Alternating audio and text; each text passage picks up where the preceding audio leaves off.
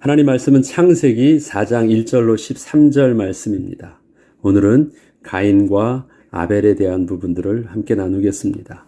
아담이 그의 아내 하와와 동침하매 하와가 임신하여 가인을 낳고 이르되 내가 여호와로 말미암아 등남하였다 하니라. 그가 또 가인의 아우 아벨을 낳았는데 아벨은 양치는 자였고 가인은 농사하는 자였더라. 아담은 에덴 동산을 떠나면서부터 에덴 동산의 환경과는 전혀 다른 환경 속에서 삶을 살아야 했습니다. 우선 굶주린 배를 채우기 위해서는 에덴 동산에서 살던 것처럼 그냥 눈에 보이는 곳에서 먹을 것을 쉽게 따다가 먹으면 되는 것이 아니었습니다. 그들의 먹거리였던 보기에도 좋고 먹기에도 좋은 나무의 열매를 찾아야 했고, 그 나무의 열매는 가시덤불과 엉겅퀴에 가리워져 있었기에 쉽게 따서 먹을 수도 없었습니다.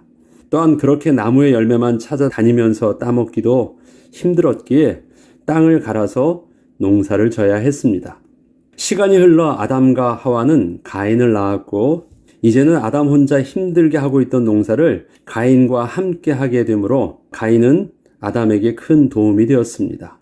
아담은 내가 여호와로 말미암아 아들을 낳게 되었다라고 고백을 하면서 아들을 주신 하나님께 감사를 드렸습니다.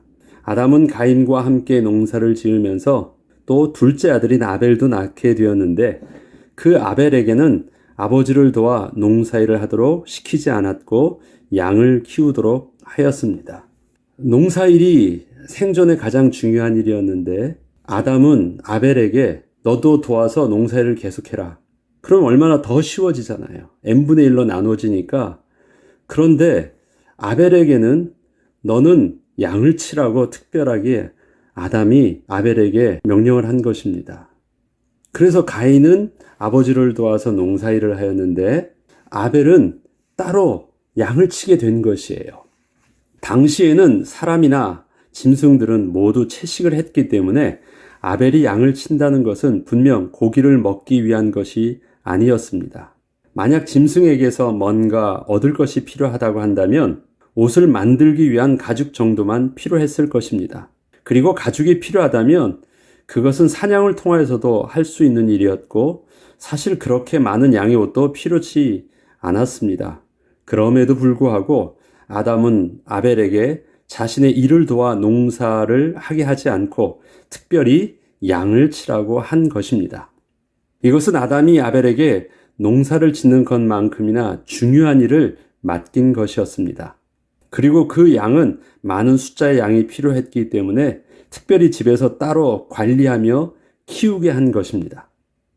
아담은 자신들이 먹지도 않을 양을 아벨에게 농사도 짓지 않게 하면서까지 그렇게 양을 특별히 키우게 한 이유는 무엇일까요? 그것은 생존을 위해 반드시 농사를 지어야 하는 것만큼이나 하나님께 제사를 드리는 것도 중요한 것이었기 때문에 제사를 위해서는 반드시 양이 필요한 것이었습니다. 이렇게 가인과 아벨은 농사를 짓는 자와 양을 치는 자가 되었습니다. 가인은 땅의 소산으로 제물을 삼아 여호와께 드렸습니다. 세월이 지난 후에 가인은 땅의 소산으로 제물을 삼아 여호와께 드렸고, 아벨은 자기도 양의 첫 새끼와 그 기름으로 드렸더니 여호와께서 아벨과 그의 제물은 받으셨으나 가인과 그의 제물은 받지 아니하신지라. 가인이 몹시 분하여 안색이 변하니 여호와께서 가인에게 이르시되 내가 분하여 함은 어찌 됨이며 안색이 변함은 어찌 됨이냐. 내가 선을 행하면 어찌 낯을 들지 못하겠느냐.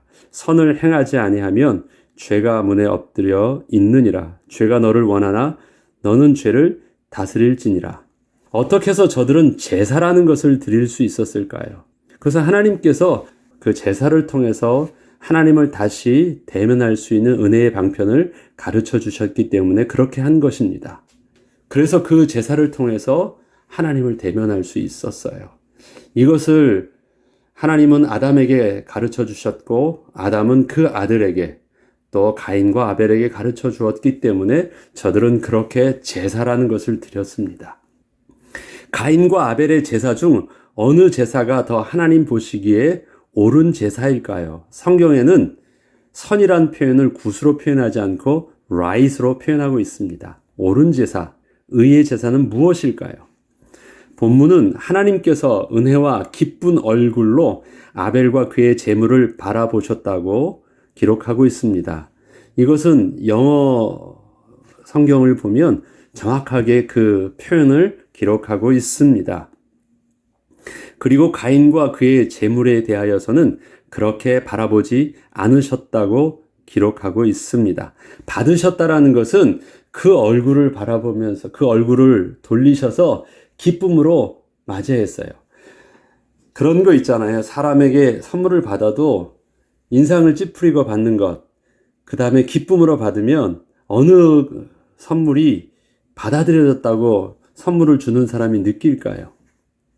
하나님께서는 제사를 드릴 때 직접 손으로 주고받고 한 것 아니니까 아벨의 제사가 하나님이 기쁘게 받으심이 되는 그것을 저들에게 분명히 알게 하여 주셨습니다.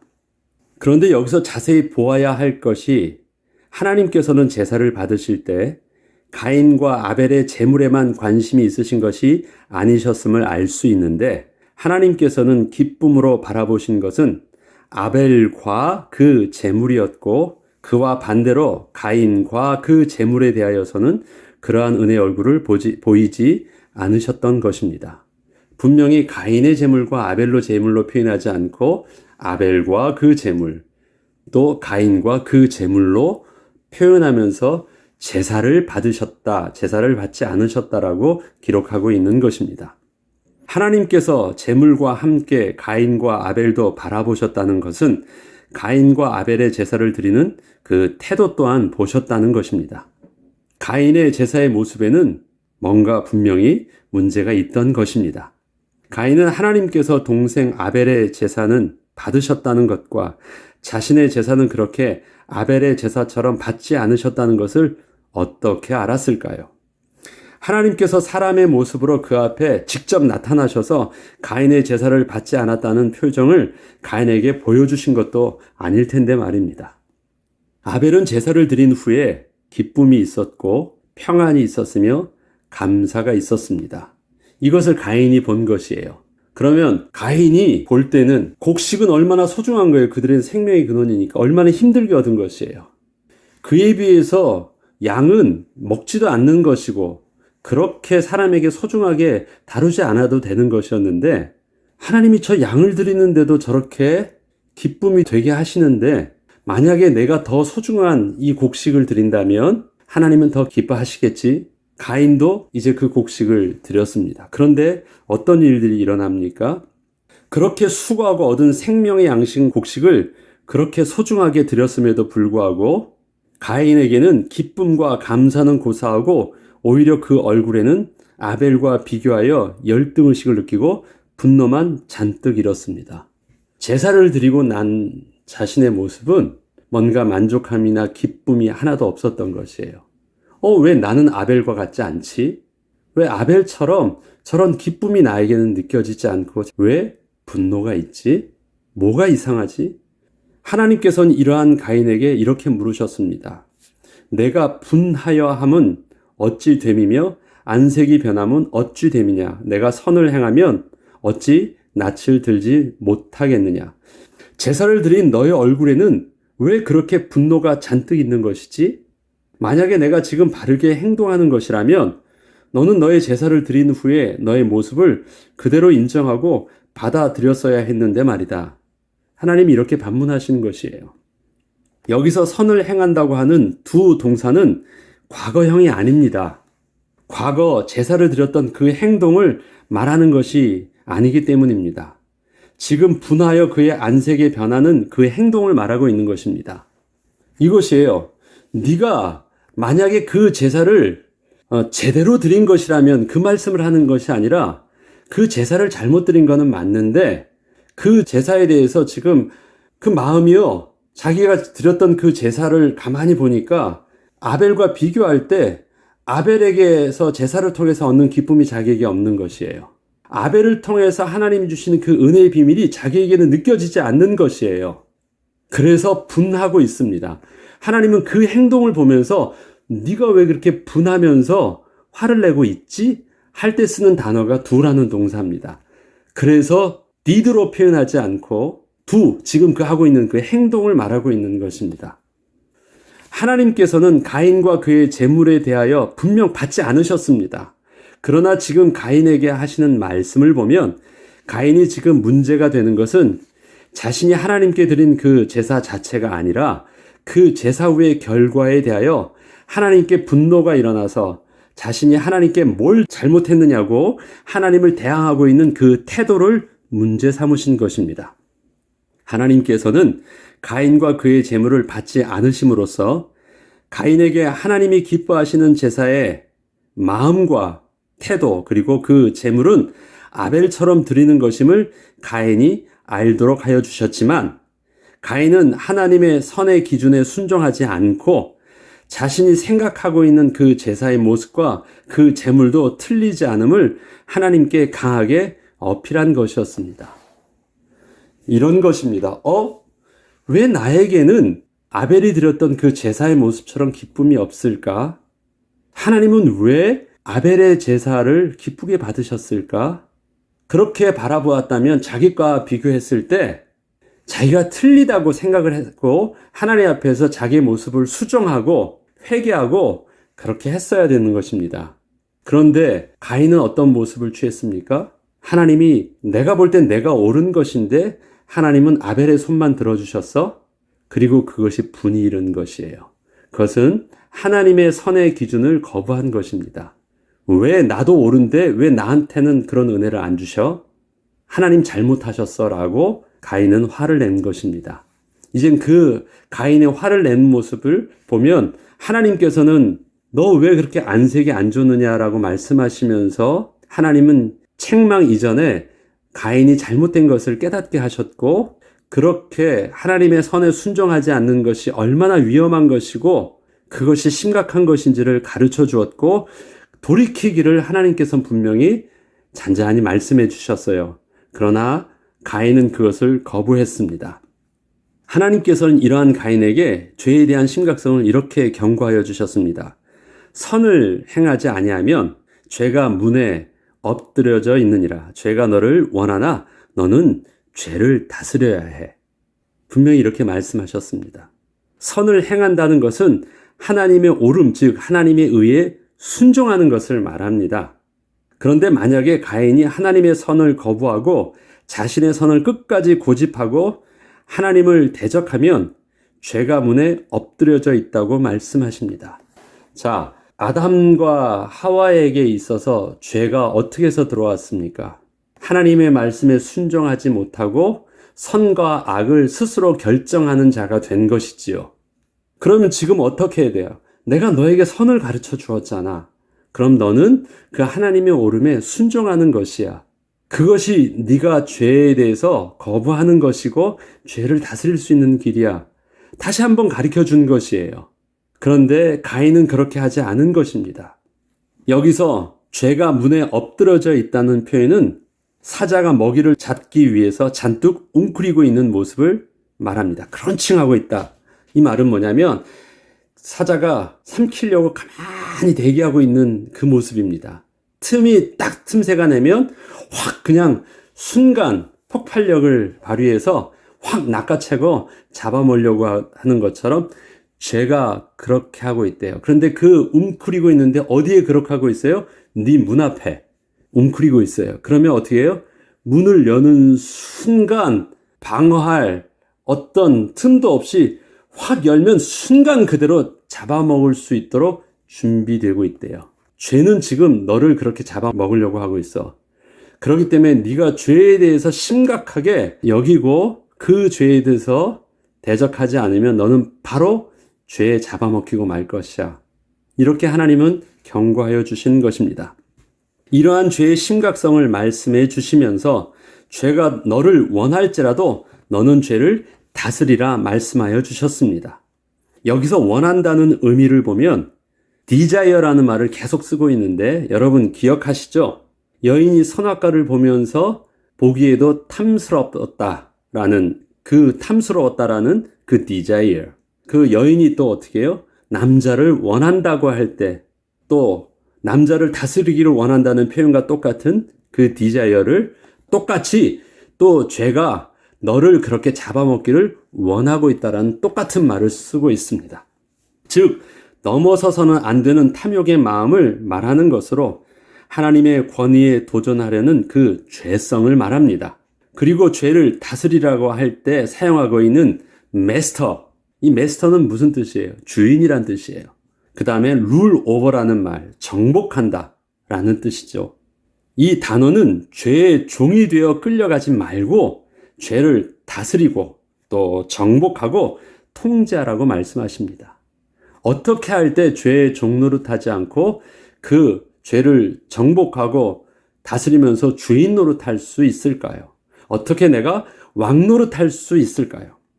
이렇듯 하나님께서는 가인에게 죄를 정복하고 다스릴 수 있는 방법을 하나님의 선을 따라서 그렇게 순종하는 것이었음을 가르쳐 주셨음에도 불구하고 결국 가인은 그렇게 하나님의 말씀에 순종함을 선택하지 않았고 스스로 자신의 옳음을 주장하는 가장 강력한 방법으로 하나님께서 선의 본으로 삼아주셨던 아벨을 스스로 죽임으로써 하나님의 선의 기준에 정면적으로 대적하는 그 죄에 사로잡힌 종이 되고 말았습니다.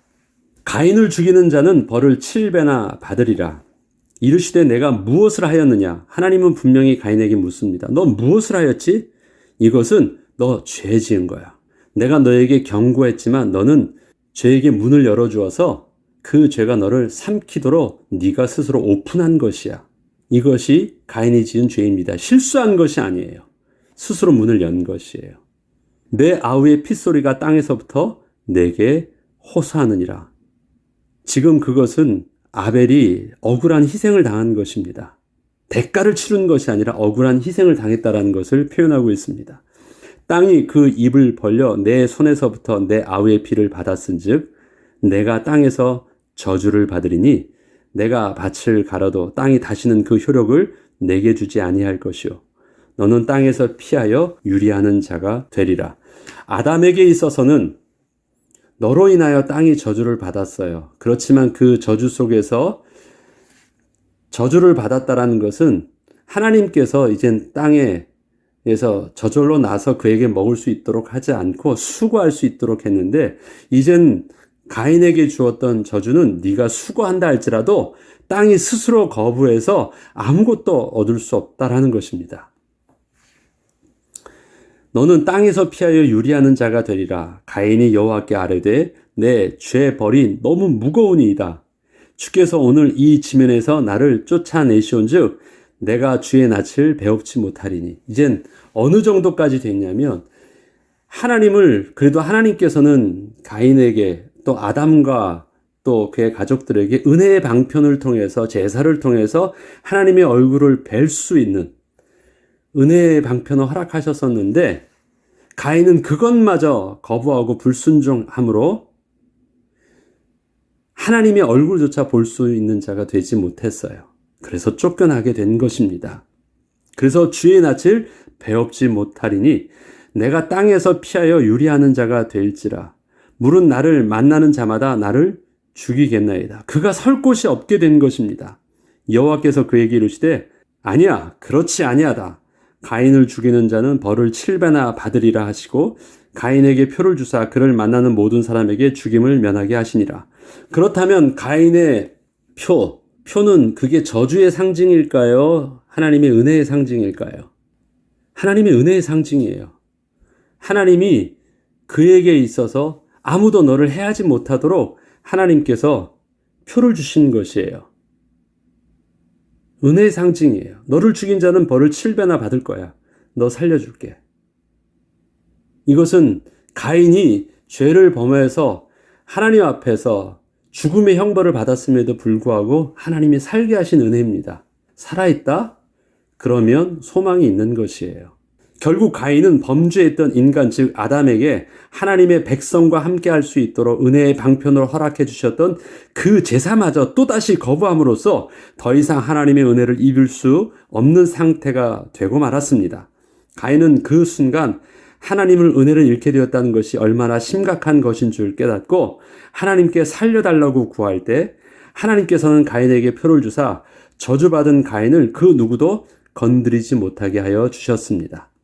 하나님께서는 가인에게 비록 죄를 범하여 하나님을 떠나게 되었으나 죽임을 면하게 하여 주사 다시 그곳에서부터, 다시 그 모습에서부터 하나님의 은혜를 구할 수 있는 기회를 주신 것이었습니다. 그러나 결국 가인은 하나님께서 살려주신 그 생명으로 또다시 하나님을 대적하는 길을 선택하고 말았습니다. 그게 이제 그 다음에 일어나는 가인의 자손을 낳으면서 그가 하는 또 다른 행동들, 하나님께서 살려주셨는데 그 산 모습을 가지고 하는 그 행동들은 여전히 무엇을 하고 있습니까? 그 은혜의 시간을, 은혜의 기회를 다시 하나님 앞에 회개하고 하나님의 은혜를 구하는 모습을 내려놓고 다시 하나님을 더 멀리 떠납니다. 그리고 스스로 살 길을 사는 것이 또 가인의 후손이, 가인이 또 하는 행동들입니다. 그것이 그 다음 장에서 나오는 모습들입니다. 우는 사자와 같이 삼킬 자를 찾고 있는 그 강력한 죄는 우리의 강한 의지와 신념으로 이길 수 있는 것이 아닙니다. 하나님의 은혜를 구하며 하나님께 예배할 때, 그리고 하나님의 말씀에 온전히 순종하는 길을 내가 선택할 때 하나님께서 주시는 기쁨과 감사 그리고 평안함을 통하여 이길 수 있습니다. 죄는 지금도 우리를 원하나 우리는 죄의 종이 되지 말고 하나님께 순종함으로 죄를 다스리고 정복하신 그 예수 그리스도를 통하여 오늘도 우리는 승리하는 하루가 되어야 되겠습니다. 우리가 하나님께 예배하고 우리가 하나님께 기도하고 하나님의 은혜를 구할 때 우리에게 주시는 예배의 축복은 평안함입니다. 내가 하나님께 기도하니까 하나님께서 내 사업에 성공해 주시고 물질도 많이 주시고 건강도 주시고 물론 그것이 우리의 삶 속에서 주신 하나님의 축복이 많습니다. 그러나 그러한 모든 것을 복이 되게 하는 것은 뭐냐면 내 영혼이 잘 되는 것, 내가 평안한 것입니다. 내가 하나님 앞에서 안정감을 취하는 것입니다. 그 사랑하는 자에게 주시는 잠을 오늘도 내가 평안하게 자는 것입니다. 그에게 있어서 그 평안한 자에게 물질이 내게 복이 되고 그에게 있어서 모든 양식이 라면을 먹어도 그것이 내게 양약이 되는 것입니다. 아무리 좋은 것도 우리의 영혼이 평안하지 않으면 물질도 육신의 그 어떤 좋은 것도 어떤 좋은 집도 어떤 좋은 침대도 절대 복이 되지 않습니다. 가인은 가장 소중하다고 생각하는 것을 그는 자기 손으로 직접 농사를 지으면서 얻고 있었고 또 그것을 가장 자랑하면서 하나님께 드릴 수 있었지만 그의 재산은 하나님 앞에서 기쁨과 평안과 하나님의 은혜를 맛보지 못했습니다. 단순한 재물의 문제가 아니었습니다. 우리에게 있어서 하나님이 기뻐하시는 것은 아벨과 그의 재물이었던 것처럼 또 나와 내게 주신 작은 것을 하나님께 은혜를 구할 때 하나님은 우리의 예배와 우리의 기도와 우리의 하나님을 향한 그 간절함과 또 주의 말씀의 순종함을 통해서 하나님은 우리에게 거룩한 하나님의 백성의 축복들을 누리게 하시고 우리에게 행하는 모든 것이 복이 되게 하여 주실 것입니다. 그 은혜의 비밀들을 온전히 누리는 저와 여러분 되길 주 이름으로 축복합니다. 기도하겠습니다. 하나님, 가인과 그의 재물은 하나님께서 그의 얼굴을 돌리셨던 것처럼 우리의 삶과 우리의 재물이 하나님 앞에 그렇게 거부되는 인생 되지 않게 하여 주시옵소서. 또한 혹시 하나님께서 그렇게 기뻐하지 않는 제사를 우리가 깨닫게 되었다면 내가 뭐가 틀렸습니까? 라고 하며 하나님께 도전하는 자가 아니라 하나님께 다시 묻고 나의 모습 속에서 하나님이 죄를 죄라 깨닫게 하여 주셨을 때는 그 말씀에 의지하고 예수 그리스도의 은혜를 의지함으로 다시 하나님 앞에 나아가 회개함으로 다시 시작할 수 있는 은혜를 누림으로 하나님의 거룩한 백성답게 오늘도 누리는 축복의 날 되게 하여 주옵소서. 감사드리며 우리 주 예수 그리스도 이름으로 기도합니다. 아멘.